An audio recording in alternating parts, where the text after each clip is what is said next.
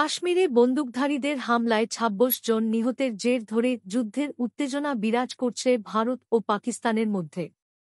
শুধু উত্তেজনাতেই থেমে থাকেনি তারা।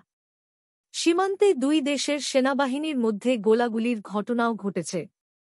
বৃহস্পতিবার রাতে জম্মু কাশ্মীরের নিয়ন্ত্রণ রেখা এলওসি বরাবর এ গোলাগুলি হয়েছে।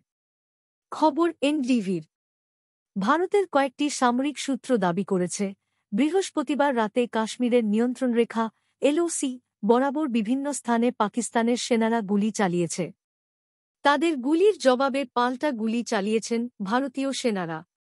ভারতীয় সেনাসূত্রের দাবি, নিয়ন্ত্রণরেখায় ভারতের কয়েকটি টহল পোস্টের দিকে গুলি চালিয়ে উস্কানি দেয় পাকিস্তান। তবে ভারতীয় সেনারাও গুলিবর্ষণের উপযুক্ত জবাব দিয়েছে। দুপক্ষের গুলিবিনিময়ে কোনো হতাহতের ঘটনা ঘটেনি। ভারত নিয়ন্ত্রিত কাশ্মীরের পহেলগামে মঙ্গলবার বন্দুকধারীদের হামলায় পর্যটকসহ ২৬ জন নিহত হয়। এ হামলার জন্য পাকিস্তানকে দায়ী করে ভারত। এ নিয়ে উত্তেজনার এক পর্যায়ে বৃহস্পতিবার রাতে ভারত ও পাকিস্তানের সেনাদের মধ্যে গুলিবিনিময় হল।